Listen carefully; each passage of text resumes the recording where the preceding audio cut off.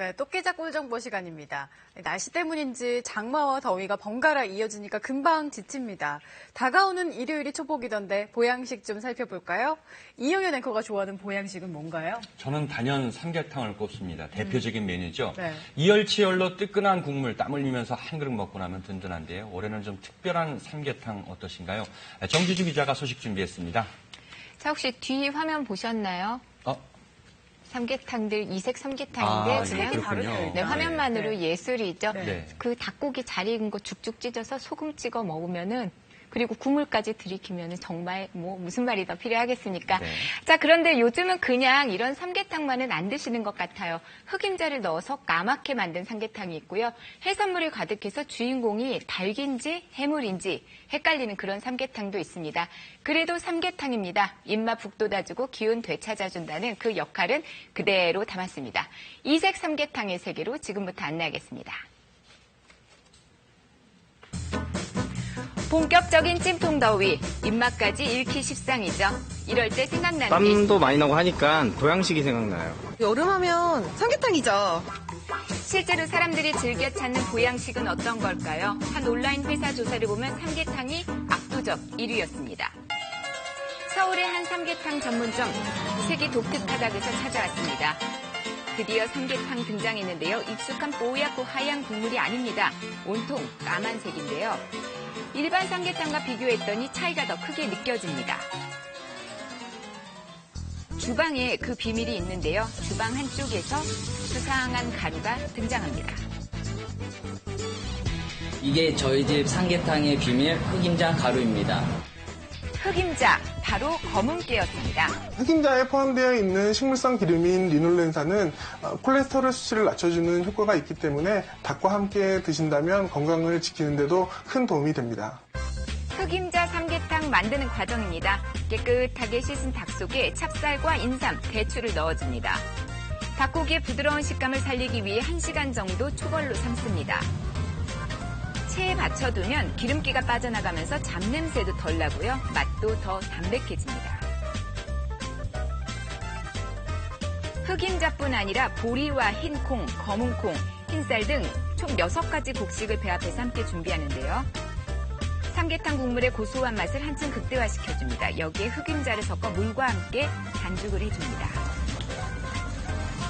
이제는 끓일 차례죠. 끓는 물에 완성된 반죽을 넣고 또 넣고 또 넣어주는데요. 이렇게 계속 넣는 이유가 너무 뭘까요? 걸쭉하면 드실 때 거부감이 들 수 있고 묽게 되면 곡식 맛이 잘 나지 않아 적당한 농도를 맞추기 위해 여러 번에 걸쳐 넣고 있습니다. 닭과 흑임자의 영양이 듬뿍 담긴 흑임자 삼계탕이 완성됐습니다. 부드러운 닭고기와 고소한 흑임자의 환상궁합이라는데요. 맛이 정말 궁금합니다. 색이 까면서 약간 거칠 줄 알았는데 고소하고 담백하고 되게 맛있는 것 같아요. 한약을 한 개 먹는 느낌이 듭니다. 이 식당 역시 독특함으로 손님 입맛을 사로잡았습니다. 삼계탕 하나 주세요. 자, 그런데 대게며 조개 같은 해산물이 어마어마하게 들어있습니다. 삼계탕 아니라 해물탕 같은데요. 해물탕 같이 보여도 자세히 보면 이게 삼계탕이에요. 자, 확인 들어가 봅니다. 대게, 조개, 거북선처럼 보이는 꼬치까지 빼냈더니 오늘의 주인공 닭고기 나왔습니다. 네, 육해공이 고루고루 섞여 있다는데요. 먼저 냄비에 육지 재료를 담습니다. 취나물과 고사리 같은 제철 산나물을 푹 삶아주고요. 닭 속에는 찹쌀과 해독작용이 있는 녹두를 넣어줍니다. 이제 바다가 담길 차례 냄비에 홍합과 키조개를 듬뿍 넣어준 뒤 삶은 닭 한 마리가 텅덩 들어갑니다. 여기에 나물 삶은 물을 부어주고요. 남은 조개들까지 아낌없이 넣어주는데요. 브로콜리와 맛살, 메추리알 꼬치를 달게 꽂아줍니다. 그런데 주방장 갑자기 어디론가 가시는데 수족관에서 싱싱한 대게 한 마리를 통째로 꺼내듭니다. 이게 바로 해물삼계탕의 활용점정 대게입니다. 이 대게를 찜통에 넣고 15분 동안 쪄내면 해물삼계탕의 뚜껑으로 재탄생되는 겁니다. 해산물과 닭 위에 대게를 살짝 올려주면 대게, 해물, 삼계탕이 완성됩니다.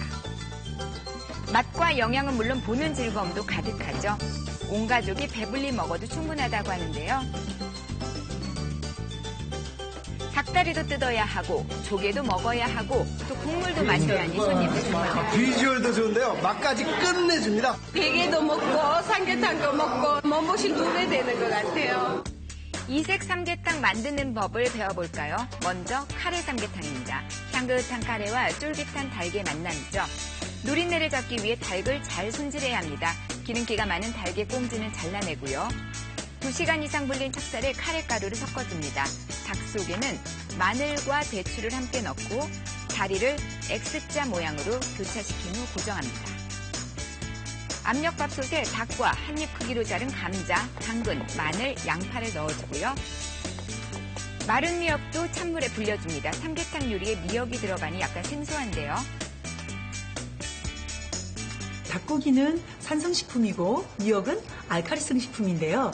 두 가지의 궁합이 아주 잘 맞아서 영양에 좋습니다. 밥솥에 카레를 넣어주고 40분간 푹 익혀주면 됩니다. 원기를 회복시키는 닭과 기억력을 강화시키는 카레가루가 만나 아이들도 참 좋아할 만한 카레 삼계탕이 완성이 됐습니다.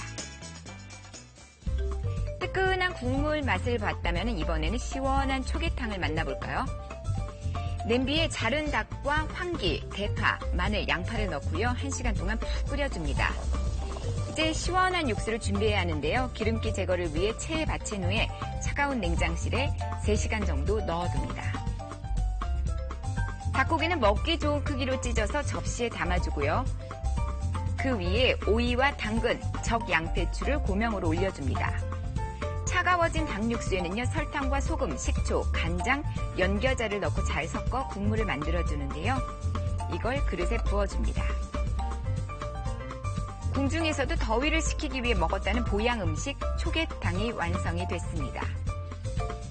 카레 삼계탕과 초계탕, 과연 그 맛은 어떨까요? 카레 삼계탕은 별미고 초계탕은 너무 시원해서 정말 맛있어요.